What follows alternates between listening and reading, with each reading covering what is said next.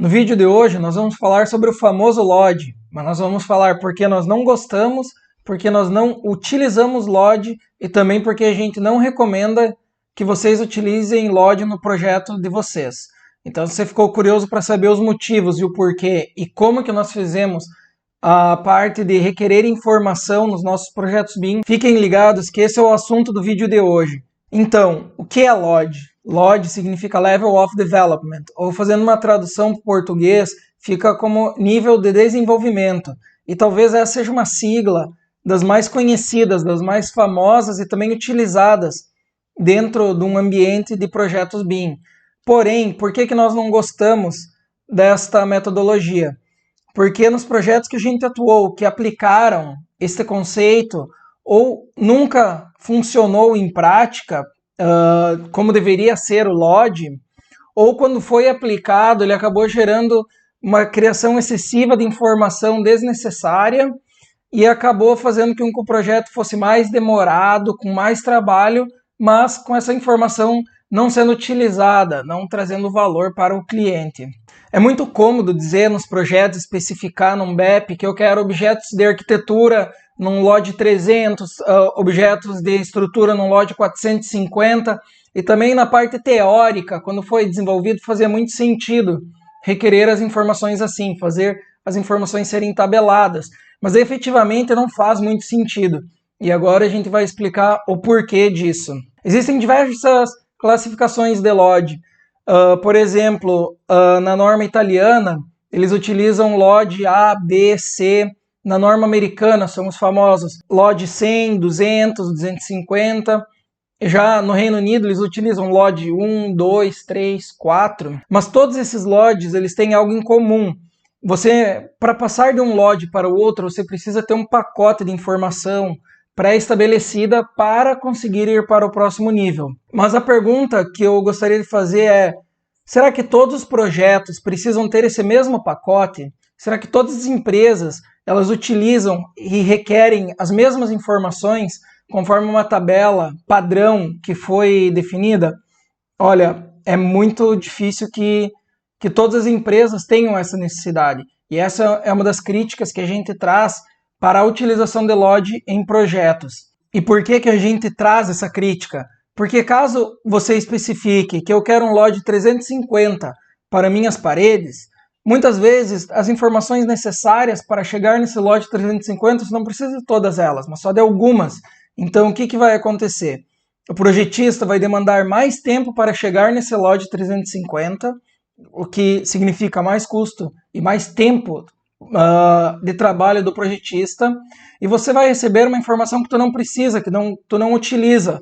Então, teus modelos podem ficar mais carregados, eles vão ficar mais carregados, e diretamente, ou algumas vezes indiretamente, você vai estar pagando por uma informação que você não precisa. Então, isso não traz uma eficiência para o seu projeto, não traz uma eficiência para o BIM, para o workflow como um todo. E além disso, muitas vezes, se você não está aumentando o tempo demandado para esse projeto, você está deixando de utilizar esse teu tempo em outras informações que são primordiais, ou outras informações que são mais importantes, que vão agregar mais para o seu projeto, para o cliente, para todo mundo. E além disso, um outro ponto muito negativo no nosso ponto de vista sobre o LOD é que ele é muitas vezes utilizado erroneamente. A gente já viu, já trabalhou em alguns projetos que foram especificados. Eu quero que minha arquitetura seja LOD 350. Eu quero que meu projeto tenha LOD 450, porque eu quero muito detalhado, eu quero todas as informações saindo. Mas na realidade, isso está errado, porque o LOD ele nunca foi relacionado a modelos. O LOD ele é relacionado a objetos. Então você teria que especificar qual LOD que você quer para cada objeto. E quando você trabalha na prática com o LOD, do jeito que o LOD solicita, como ele foi pensado, existe uma matriz imensa de LOD a ser preenchida. Muitas vezes ninguém olha essas tabelas, ninguém vê essas tabelas, só recebe as informações, né? Então isso é um tempo que é muito grande demandado para uma questão que não gera valor, que não agrega nada no projeto. E no final das contas, o preenchimento disso, o que significa? Mais burocracia e menos eficiência, que é tudo que a gente não quer num workflow de trabalho BIM. agora gera um outro ponto. E aí, Diogo, se tu não gosta de LOD, como que funciona? Como deve ser feito? Qual que é uma outra solução, uma outra abordagem para fazer isso?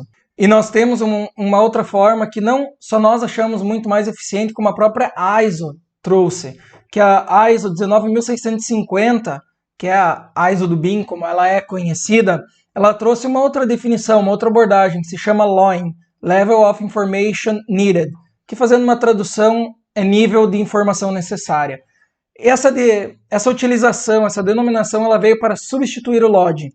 Em alguns, como a ISO é uma normativa internacional, ainda em alguns países que já têm a normativa própria, eles estão estudando como vão fazer essa adaptação.